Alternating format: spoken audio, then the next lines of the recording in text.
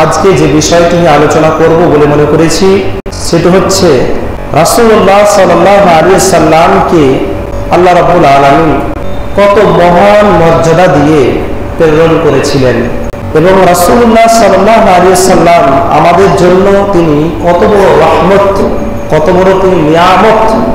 এরকম একদিকে যেমন আল্লাহ রাব্বুল আলামিন রাসূল সাল্লাল্লাহু আলাইহি সাল্লামকে শ্রেষ্ঠ ব্যক্তিত্বের অধিকারী দিয়ে পৃথিবীতে প্রেরণ করেছিলেন, পক্ষান্তরে ঠিক তেমনভাবে রাসূলুল্লাহ সাল্লাল্লাহু আলাইহি সাল্লাম সারা পৃথিবীর মানুষের জন্য রহমত হিসেবে প্রেরিত হয়েছিলেন। তথাকথিতভাবে এরকম ব্যক্তিত্বের অধিকারী, মর্যাদার অধিকারী হওয়ার পরেও বর্তমানে আজকে তাকে নিয়ে সমালোচনা করা হচ্ছে, তার সম্মানে আঘাত করা হচ্ছে, তাকে নিয়ে কটূক্তি করা হচ্ছে, তার ব্যাপারে মুখরুচিপূর্ণ ঠাট্টা বিদ্রুপ, হাসি ঠাট্টায় তাকে সমালোচিত হচ্ছে। মুসলিম সমাজ কেন এগুলো হয়? এত বড় মহান ব্যক্তির অধিকারী হওয়ার পরেও আমাদের মতো মানুষগুলো কেন বা তাকে এরকম ভাবে গালাগালি করে? তো প্রথমত আমি আপনাদের সম্মুখে যে বিষয়টি শেয়ার করব সেটা হচ্ছে যে আল্লাহ রাব্বুল আলামিন আল্লাহ পাকের রাসূলকে কিরকম বৈশিষ্ট্যগুলো দিয়ে আল্লাহ রাব্বুল আলামিন পৃথিবীতে তাকে প্রেরণ করেছিলেন। তারপরে শেয়ার করব যে রাসূলুল্লাহ সাল্লাল্লাহু আলাইহি সাল্লাম আমাদের জন্য কত বড় রহমত, অর্থাৎ আমাদের জন্য তিনি কত চেষ্টা করেছেন, আমাদের কল্যাণকামীর জন্য, আমাদের কল্যাণের জন্য তিনি কতই নাকি করেছেন। মুসলিম সমাজ জাবের ইবনে আব্দুল্লাহ রাদিয়াল্লাহু তাআলা আনহু থেকে বর্ণিত, তিনি বলেন রাসূল সাল্লাল্লাহু আলাইহি সাল্লাম কি বলছেন দেখেন, যে আল্লাহ রাব্বুল আলামিন নবী সাল্লাল্লাহু আলাইহি সাল্লামকে কতটা তিনি ভালোবাসেন এবং কত মর্যাদা দিয়ে আল্লাহ পাকের নবী, আল্লাহ রাব্বুল আলামিন আল্লাহ পাকের নবীকে প্রেরণ করেছেন। নবী কি বলছেন? উতিতু ইহদাহুন্না উতিতু খামসাল্লাম ইউতাহুন্না ইহদাহুন্না মিন ক্বাবলি। আল্লাহ পাকের নবী বলছেন আমাকে পৃথিবীতে প্রেরণ করা হয়েছে, আল্লাহ রাব্বুল আলামিন আমাকে পৃথিবীতে প্রেরণ করেছেন 5টি বৈশিষ্ট্য দিয়ে, যা ইতিপূর্বে আল্লাহ রাব্বুল আলামিন কোন নবীকে এরকম বৈশিষ্ট্যগুলো দিয়ে পাঠাননি। আল্লাহ পাক বলছেন আমাকে 5টি বৈশিষ্ট্য দেওয়া হলো, যা ইতিপূর্বে অন্য নবীকে এরকম বৈশিষ্ট্যগুলো দিয়ে পাঠানো হয়নি। আমরা জানি আল্লাহ পাক, আল্লাহ রাব্বুল আলামিন পৃথিবীতে প্রায় 1,24,000 পয়গম্বর পৃথিবীতে প্রেরণ করেছিলেন। তো নবী সাল্লাল্লাহু আলাইহি সাল্লাম বলছেন যে 1,23,999 জন নবীকে আল্লাহ রাব্বুল আলামিন এক মর্যাদা দিয়েছিলেন এবং আমাকে রাসূল সাল্লাল্লাহু আলাইহি সাল্লাম বলছেন আমাকে আল্লাহ রাব্বুল আলামিন ভিন্ন মর্যাদা দিয়ে পৃথিবীতে প্রেরণ করেছিলেন। তার মধ্যে 1 নম্বর মর্যাদা হলো, 1 নম্বর বৈশিষ্ট্য হলো, নবী বলছেন প্রথম বৈশিষ্ট্য হচ্ছে আমাকে এমন প্রখর ব্যক্তিত্ব বা প্রভাব দিয়ে সাহায্য প্রাপ্ত করা হয়েছে যা 1 মাস প্রতিফলিত হয়, 1 মাস দূরত্ব প্রতিফলিত হয়। অর্থাৎ রাসূলুল্লাহ সাল্লাল্লাহু আলাইহি সাল্লামকে এমন প্রখর দায়িত্বের অধিকারী, এমন দায়িত্বের মর্যাদা দিয়ে আল্লাহ রাব্বুল আলামিন পৃথিবীতে তাকে প্রেরণ করেছিলেন, যার ফলে ইসলামের শত্রুরা তার সামনে মুখোমুখি হওয়াকে ভয় পোষণ করত, ভীতি সন্ত্রস্ত হয়ে পড়ত, তার সামনে দাঁড়াবে এটা ভয় বলে করত। তাই নয়, আল্লাহ রাব্বুল আলামিন বলছেন আমি অবিশ্বাসীদের অন্তরে ভীতির সঞ্চার করব। কেন জানেন? কারণ হচ্ছে একটাই, যে আল্লাহ রাব্বুল আলামিন বলছেন তারা হচ্ছে মুশরিক, অর্থাৎ আমার সঙ্গে তারা শরীক স্থাপন করে। এই জন্য এই সমস্ত ব্যক্তিবর্গরা যখন আল্লাহ রাসূল সাল্লাল্লাহু আলাইহি সাল্লামের সামনাসামনি হওয়া তো বহুদূরের কথা, তার ব্যাপারে যখন সমালোচনা করবে, অর্থাৎ তার নিকটে যখন যাওয়ার চেষ্টা করবে, তখন আল্লাহর তরফ থেকে তাদের অন্তরে একটা ভীতি কাজ করবে, ভয় কাজ করবে, না জানি আমি কার সামনে দাঁড়াচ্ছি। এবং ব্যক্তির এবং প্রখর দায়িত্বের অধিকারী দিয়ে আল্লাহ রাব্বুল আলামিন আল্লাহ পাকের নবীকে প্রেরণ করেছিলেন, যা ইতিপূর্বে অন্য নবীকে এরকম দায়িত্ব দিয়ে আল্লাহ রাব্বুল আলামিন এরকম কঠিন, এরকম ভীতির ভয় দিয়ে আল্লাহ রাব্বুল আলামিন কোন নবীকে পৃথিবীতে প্রেরণ করেননি, যা আল্লাহ পাকের রাসূলকে প্রেরণ করা হয়েছে। এরপরে আল্লাহ পাকের নবী সাল্লাল্লাহু আলাইহি সাল্লাম দ্বিতীয় নম্বরে বলছেন আমার জন্য গনিমতের মালকে বৈধ করা হয়েছে, যা ইতিপূর্বে অন্য নবীর জন্য এই গনিমতের মালকে হালাল করা হয়নি। অন্য নবীর উপরে গনিমতের মালকে হালাল করা হয়নি, আমার জন্য গনিমতের মালকে হালাল করা হয়েছে। গনিমতের মাল বলা হয় যখন যুদ্ধ সংগ্রাম শুরু হয়ে যায়, যুদ্ধ করার পর যখন একবার বিজয় লাভ করে, কথার কথা ইসলাম বিজয় লাভ করছে, তো কাফেরদের ওই যে অবশিষ্ট মালগুলো, বকেয়া মালগুলো রাসূল সাল্লাল্লাহু আলাইহি সাল্লাম সাহাবীগণকে নিয়ে যখন যুদ্ধ করতে যেতেন, তাদের অবশিষ্ট মালগুলো, এই মালগুলো তার জন্য হালাল করা হলো। এই মালগুলো তাদের জীবদ্দশায় জীবিকা নির্বাহের প্রশস্তি লাভ করত এবং সেটাকে তারা ভক্ষণ করত, খেত, এটা তার জন্য বৈধ ছিল। কিন্তু অন্যান্য নবীদের উপরে এটা হালাল ছিল না, এটা হারাম ছিল। তো মুসলিম সমাজ হচ্ছে দ্বিতীয় নম্বর বৈশিষ্ট্য। এরপরে আল্লাহ পাক নবী সাল্লাল্লাহু আলাইহি সাল্লাম বলছেন, তৃতীয় নম্বর বৈশিষ্ট্য হলো আমার জন্য জমিনকে পবিত্র করা হয়েছে। অর্থাৎ নবী বলছেন যে আমার যখন, অর্থাৎ নামাজের যখন সময় হয়ে যাবে, আল্লাহ পাক নবী সাল্লাল্লাহু আলাইহি সাল্লাম বলছেন আমার আল্লাহ যখন নামাজের সময় হয়ে যাবে, তখন আল্লাহ রাব্বুল আলামিনের হুকুম অনুযায়ী আমার উম্মত যেন ওই পবিত্র মাটি দিয়ে নামাজ পড়তে পারে। জমিনে যেখানেই সময় হয়ে যাবে আমার উম্মত যেন নামাজ পড়তে পারে, এই কথা আল্লাহ পাক নবী বলছেন। এখন বলবেন যে পৃথিবীর সব প্রান্তে, সব জায়গাতে কি নামাজ পড়া বৈধ, জায়েজ? জি না। রাসূল সাল্লাল্লাহু আলাইহি সাল্লাম এখানে বললেও, অর্থাৎ আল্লাহ পাকের রাসূল সাল্লাল্লাহু আলাইহি সাল্লাম অন্য জায়গাতে বলেছেন যে বিশেষ করে জামিনের মধ্যে কিছু কিছু জায়গা রয়েছে, যেই জায়গাগুলোতে আল্লাহ রাসূল সাল্লাল্লাহু আলাইহি সাল্লাম নামাজ পড়তে নিষেধ করেছেন। যেমন কবরস্থানে নামাজ পড়তে নিষেধ করা হয়েছে। যেখানে গোসলখানা, অর্থাৎ যেখানে মানুষ স্নান করে, সেই জায়গাতে আল্লাহ পাকের রাসূল নিষেধ করেছেন নামাজ পড়তে। তাছাড়া যেখানে উটকে বেঁধে রাখা হয়, এই উট বাঁধার স্থানে আল্লাহ পাকের রাসূল নামাজ পড়তে নিষেধ করেছেন। পৃথিবীতে নামাজের যখন সময় হয়ে যাবে, সেই জায়গাতে আপনি নামাজ পড়তে পারবেন, কিন্তু শর্ত হচ্ছে এটাই যে রাসূল সাল্লাল্লাহু আলাইহি সাল্লাম কিছু কিছু জায়গাতে নামাজ পড়তে নিষেধ করেছেন, ওই জায়গাগুলো বাদ দিয়ে বাকি সব জায়গাতেই নামাজ চলবে, নামাজ হবে, কিন্তু সময় হলেই আপনাকে নামাজ পড়তে হবে মুসলিম সমাজ। তাছাড়া আপনি এমন এক জায়গাতে চলে গিয়েছেন যেই জায়গাতে জলের কোনো অস্তিত্ব খুঁজে পাওয়া যায় না, জল নেই, তখন আপনি কি করবেন? তো সেক্ষেত্রে আপনার জন্য জমিনকে পবিত্র করা হয়েছে, মাটিকে পবিত্র করা হয়েছে, আর আপনি সেই মাটি দিয়ে তায়াম্মুম করে আপনি নামাজ পড়তে পারবেন। এটা আল্লাহ পাকের নবীর জন্য বৈধ করা হয়েছে, জায়েজ করা হয়েছিল, একটা অর্থ। দ্বিতীয় নম্বর অর্থ হলো আপনার সার্বিক অবস্থা সেরকম ভালো নাও থাকতে পারে। কথার কথা আপনাকে ডাক্তার বলেছে যে জল যদি তুমি টাচ করো, তুমি যদি ছোঁও, তাহলে তোমার অসুখটা হয়তো আরো বৃদ্ধি পাবে, এই জন্য তুমি কি করবে? জল ছুঁবে না। কিন্তু সময় তো হয়ে যাচ্ছে নামাজের, আপনাকে তো নামাজ পড়তে হবে, সেই ক্ষেত্রে শরীয়ত অনুযায়ী হচ্ছে আপনাকে তায়াম্মুম করেই আপনাকে সালাত আদায় করতে হবে। তো আল্লাহ পাক নবী বলছেন 3 নম্বর বৈশিষ্ট্য দিয়ে আমাকে পৃথিবীতে প্রেরণ করা হয়েছিল, সেটা হচ্ছে যে আমার জন্য জমিনকে পবিত্র করা হয়েছে, যার ফলে আমার উম্মত নামাজের সময় হয়ে গেলে সেই ক্ষেত্রে তায়াম্মুম করে নামাজকে আদায় করে নিতে পারে। 4 নম্বরে আল্লাহ পাক নবী বলছেন আমার জন্য আমি কোনো কওমের উপরে আসেনি, কোনো গোষ্ঠীকে সম্বোধন করে আসেনি, আমি এসেছি সারা পৃথিবীর মানুষের জন্য। আমি আল্লাহ পাকের নবী সারা পৃথিবীর মানুষের জন্য এসেছি। ইতিপূর্বে আমার পূর্বে নবীগণ এসেছিলেন গোষ্ঠীতে, কোনো কওমে, কোনো সম্প্রদায়ে, নির্দিষ্ট কোনো সম্প্রদায়ে, কিন্তু আমি আল্লাহ পাকের নবী কোনো কওমকে নির্দিষ্ট করে আসেনি, কোনো সম্প্রদায়কে নির্দিষ্ট করে আসেনি, কোনো বংশকে নির্দিষ্ট করে আসেনি।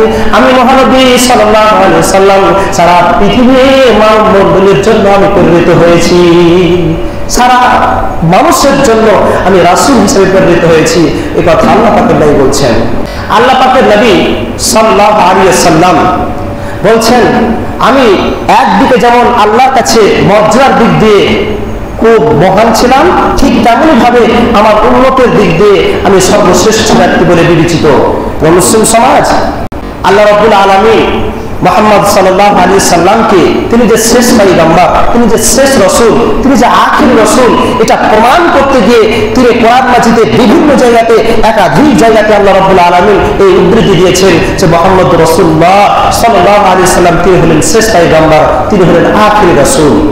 মুসলিম সমাজ এই সম্পর্কে আল্লাহ পাক বলছেন, ওয়ামা আরসালনাকা ইল্লা কাফাতাল লিন-নাসি বাশীরান ওয়া নাযীরা ওয়ালাকিন্না আকসারান নাসি লা ইয়ালামুন।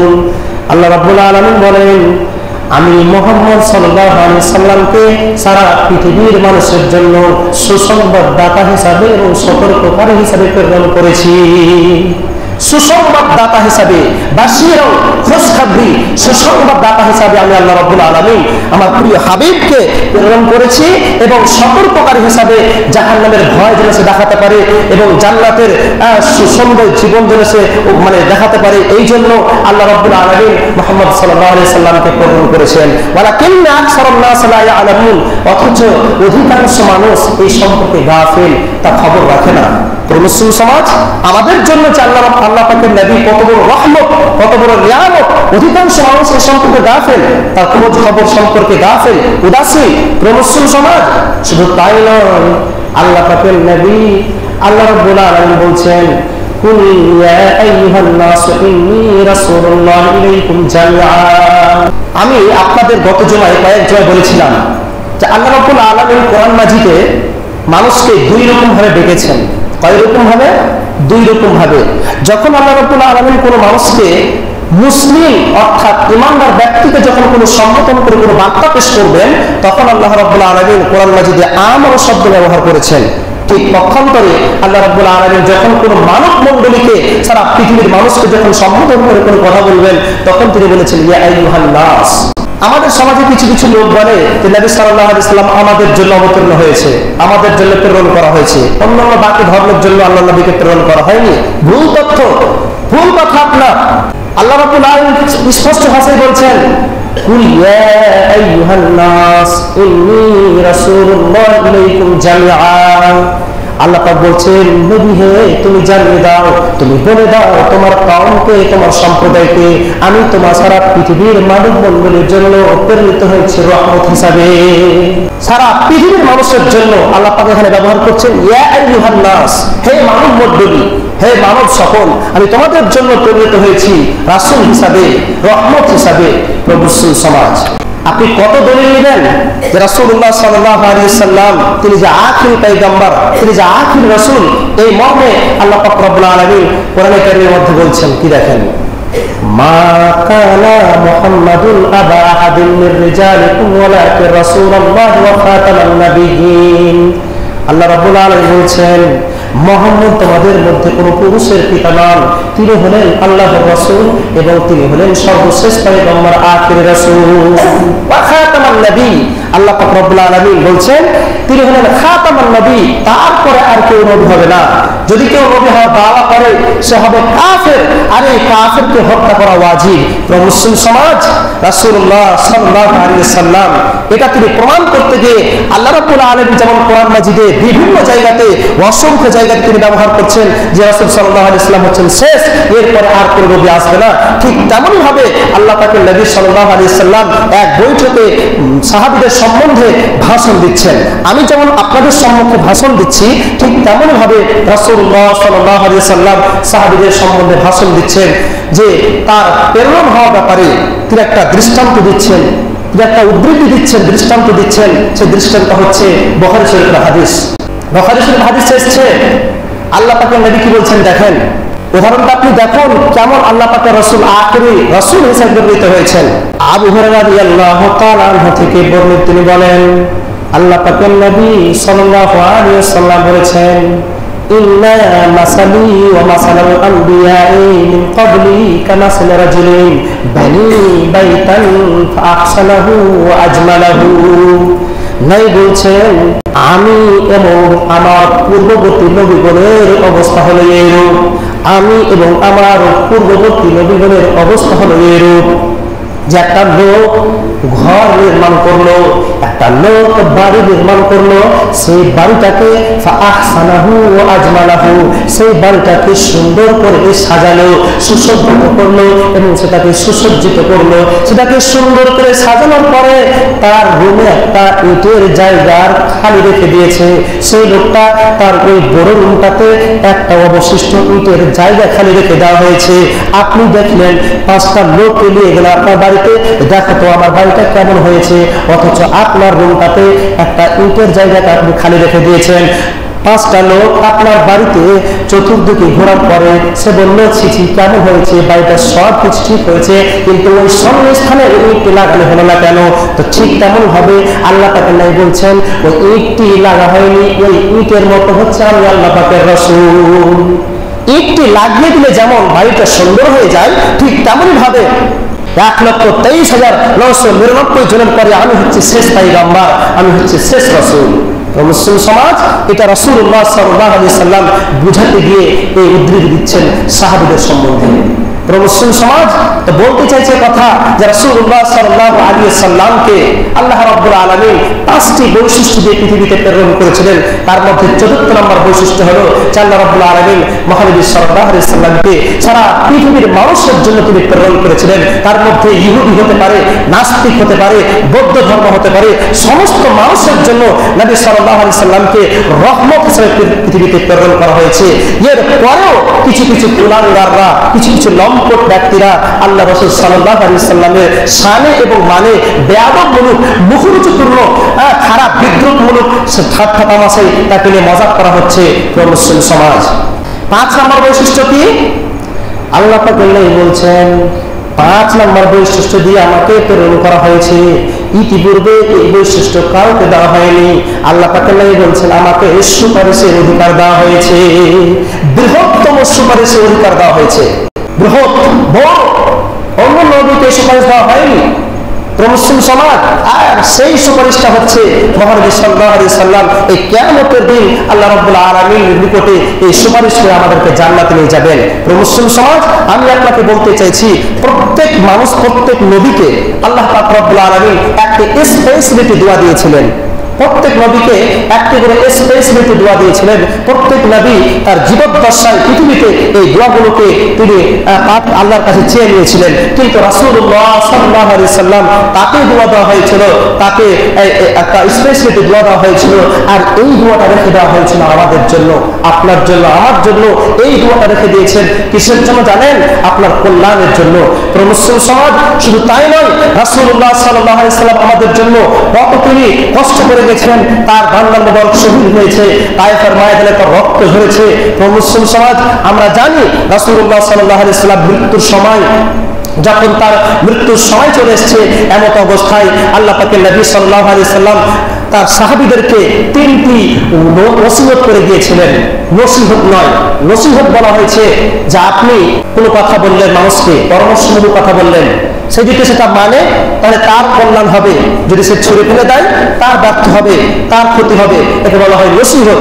আর ওসিয়ত বলা হচ্ছে যে আমি আপনাকে একটা কথা বললাম, এটা আপনাকে মানতেই হবে, আমি হুকুম করলাম, যদি আপনি না মানেন তাহলে আমি সফল হব না, অতএব একে বলা হয় ওসিয়ত। তো আল্লাহ পাকের নবী সাল্লাল্লাহু আলাইহি সাল্লাম যখন মৃত্যুর সময় চলে এসেছে, এমত অবস্থায় আবু বকর রাদিয়াল্লাহু তাআলা আনহু তিনি বসে আছেন, আব্দুর রহমান বিন আউফ রাদিয়াল্লাহু তাআলা আনহু তিনি বসে আছেন, তার নরমের পুতলি কন্যা ফাতেমা রাদিয়াল্লাহু তাআলা আনহা তিনিও বসে আছেন, আয়েশা রাদিয়াল্লাহু তাআলা আনহা তিনিও বসে আছেন, খাদিজা রাদিয়াল্লাহু তাআলা আনহা তিনিও বসে আছেন। অনেক সাহাবী আল্লাহ রাসূল সাল্লাল্লাহু আলাইহি সাল্লামের মৃত্যুর সময় বসে আছেন, আল্লাহ রাসূলকে চতুর সাইডে ঘিরে বসে আছেন। এমত অবস্থায় আল্লাহ পাকের রাসূল মৃত্যু হবে, এই সময় আল্লাহ পাকের নবী বলছেন, হে সাহাবীরা তোমরা শোনো, আমি তোমাদেরকে 3টি ওসিয়ত করে যাচ্ছি। তার মধ্যে 2টি ওসিয়ত ছিল আপনার স্পষ্ট, আর একটা ওসিয়ত ছিল আপনার অস্পষ্ট। অস্পষ্ট বলা হয়েছে অর্থাৎ রাসূলুল্লাহ সাল্লাল্লাহু আলাইহি সাল্লাম মুখ নড়েছে, কি বলল, আল্লাহ পাকের নবী কি বলছেন এটা স্পষ্ট করে বলছে, কিন্তু কি বলছে এটা কিন্তু বোঝা যায়নি। তো আব্দুর রহমান বিন আউফ রাদিয়াল্লাহু তাআলা আনহু তিনি বলছেন, এটা আমি শুনতে পাইনি, আমি আল্লাহ পাকের রাসূলের খুব কাছাকাছি ছিলাম, আব্দুর রহমান বিন আউফ বলছেন, আমি আল্লাহ রাসূলের খুব কাছাকাছি ছিলাম, অথচ আমি শুনতে পাইনি, কিন্তু দুইটা শুনতে পেয়েছি। তার মধ্যে দুইটার মধ্যে এক নম্বর ছিল যে মক্কা এবং মদিনাতে যত মুশরিক আছে, যত নাস্তিক আছে, যত বেঈমান আছে, এই সমস্ত মুশরিকদেরকে বেশ আমার মৃত্যুর পরে তোমরা তাকে বহিষ্কার করবে, তোমরা তাদেরকে বহিষ্কার করবে, এক নম্বর ওসিয়ত। আর দ্বিতীয় নম্বর ওসিয়ত হচ্ছে যে আমার মৃত্যুর পরে এই যে আমার উম্মত কাউরে বাড়িতে যদি মেহমান হয়ে যায়, অতিথি হয়ে যায়, তাহলে তাদেরকে যথার্থভাবে সম্মান করার চেষ্টা করবে, শ্রদ্ধা করবে। মুসলিম সমাজ, আমাদের সমাজে দেখতে পাচ্ছি যদি কোনো বাইরে থেকে মেহমান আসে, তবু মেহমানকে দেখে আমরা 5 কাঠা মানে জমি থেকে আগে আমরা পালিয়ে যাই, যে হয়তো তার সঙ্গে কথা বলতে গেলে তো আমাকে বাড়ি চলে আসবে, হয়তো কিছু খাবে। আমাদের ভিতরে একটু সংকীর্ণতা তৈরি হয়েছে। মুসলিম সমাজ, মনে রাখবেন একটা কথা, যদি আপনি একটা বাইরের মেহমানকে, অতিথিকে, আল্লাহ রাসূল সাল্লাল্লাহু আলাইহি ওয়াসাল্লামের কওমকে অর্থাৎ একটা মানুষকে যদি আপনি এরকম ভাবে শ্রদ্ধা করতে পারেন, খিলাতে পারেন, তাহলে একটা সময় আসবে যখন আপনি অন্য জায়গাতে এরকম আপনার সিচুয়েশন চলে আসবে, আপনি যখন এরকম মুখোমুখি হয়ে যাবেন সময়ের, তখন আপনাকেও মানুষের হলে স্যালুট জানাবে। অবশ্যই আমি বলতে চাই কথা যে রাসূলুল্লাহ সাল্লাল্লাহু আলাইহি ওয়াসাল্লাম মৃত্যু পর্যন্ত তার উম্মতের জন্য ভেবেছে, তার উম্মতকে সম্মান দেওয়ার জন্য তিনি সদা সর্বদা রেসপেক্ট করেছে। মুসলিম সমাজ, সময় হয়ে গেল, আর 2 মিনিট কথা বলো আমি আপনাদের সম্মুখে। মুসলিম সমাজ, রাসূল সাল্লাল্লাহু আলাইহি ওয়াসাল্লাম শুধু তাই নয়, এই যে দোয়াটা, তাকে স্পেশালি দোয়া দেওয়া হলো। আল্লাহ রাসূল সাল্লাল্লাহু আলাইহি ওয়াসাল্লাম কিয়ামতের দিন আল্লাহ রাব্বুল আলামিন, মানুষ যখন কিয়ামতের দিন বিভীষিকাময়ে একে অপরের প্রতি চিনার দেবে না, সেই সময় সমস্ত উম্মত মুহাম্মদ সাল্লাল্লাহু আলাইহি সাল্লামের উম্মতগণ সকল দিশাহারা হয়ে যাবে এবং বলতে থাকবে, এগুলো হাদিস আমরা জানি, তবুও বলছি। আদম আলাইহিস সালামের কাছে যাবে, আদম বলবে আমি আজকে কিছু পারবো না, কারণ আমি আল্লাহর সীমা লঙ্ঘন করেছি, আমাকে বলা হয়েছিল তুমি জান্নাতে যাবে না, অথচ আমি জান্নাতের ফল খেয়ে ফেলেছি, অতএব আমি গুনাহগার, আমি নিজেই নাফসে।